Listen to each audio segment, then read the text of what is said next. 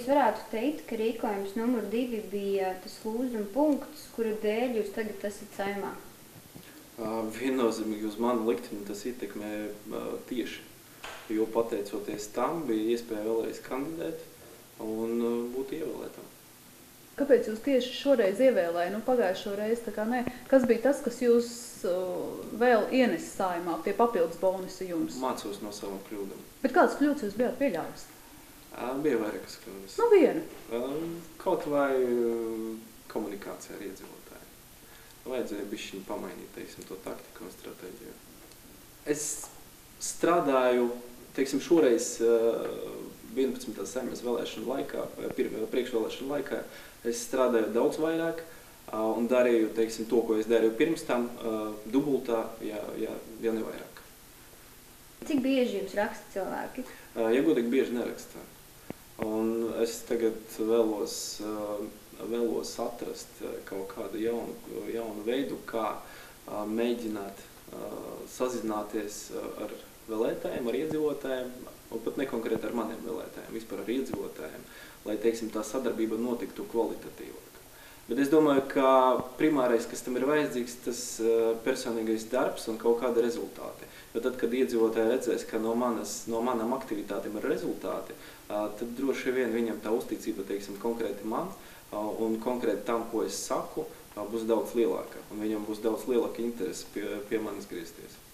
Te jūs piekdienās netiekaties ar vēlētājiem, taču vajadzēja tikties un apbraukāt visu savu reģionu. Kā notiek manas tikšanas ar vēlētājiem? Es ļoti labi zinu savu vēlētāju. Es domāju, ka es zinu 70% personīgi no tiem, kas par mani balsoja. Tad viņi man zvana un saka, Vladimir, klausies, būs Jēkabpilī, iebrauc, lūdzu. Tad es esmu Jēkabpilī, es arī iebraucu. Ko jūs darat piekdienās tad? Kad visiem deputātiem ir jātieks ar vēlētājiem? Tad, kad man ir paredzētas tikšanas, tad es arī braucu uz Jēkabpili un tiekos. Diemžēl, teiksim, no pārējiem reģioniem nebija tādu zvanu un nebija lūgumu atbraukt, aprunāties vai vēl kaut kas tam līdzīgs. Deputāts, jūs saprastu, ka tas nav nemaz tik vienkārši un neviens tevi negaida, jo tā attieksme ir noraidoša, lielāka daļa gadījumos tā attieksme ir noraidoša un negatīva pret deputātu.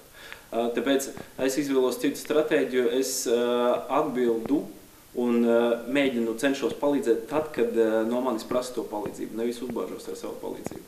Tā ir mana taktika. Un ja kāds, jebkura ciemata, jebkuras pilsētas vēlēsies mani redzēt, tad es noteikti atbraukšu. Bet nebūšu tas, kas skraidīs klauvēs pa durvīm un piedāvās savu palīdzību. Es uzskatu, ka palīdzībai un padomam jābūt tad, kad tam ir pieprasījums. Kāda ir jūsu nākotnes kaut kādas ieceres, tādas lielākās? Varbūt tieši politikā. Jūs gribētu būt kāds ministrs? Ministru kabinets. Savu nākotnē es redzu viennozīmīgi politikā un kā nozare, teiksim, ministru kabinetā. Es esmu no tiem cilvēkiem, kurš ļoti ātri apgūst informāciju, es neredzu šķērsli strādāt jebkura nozare, bet kā prioritāri varētu būt varam vides aizsardzības un reģionālas attīstības ministrijā. Es biju paudis savā intervijā Latvijas avīzē to, kā es uzskatu, ka Latvija otra valsts valoda nav nepieciešama. Un tāpēc es arī pateicu, savu viedokli es esmu ļoti labi paudis tajā intervijā. Intervijā bija februāra sākuma un manas pozīcijas un mans viedoklis nav mainījies. Attiecību par divvalodību, es domāju, ka konkrēti, teiksim, par saskaņas centra pozīciju jau ļoti daudz tika runāts, kāpēc tika atbalstīts šis referendums un priekš kam. Un vislabāk uz to jautājumu jau atbildēja gan Jānis Urbanovičs, gan Nils Ušakovs. Bet tad kāpēc saskaņas centrs joprojām ir jūsu partija? Kaut kādu viedokļu jums nesaskan? Es neesmu no tiem, kas tagad pie jebkuram grūtībām uzreiz izvēlēsies kaut kādu, teiksim, kā pateikt, šajā gadījumā citu partiju. Jā, saskaņas centrā ir daudz cilvēku ar dažādiem viedokļiem.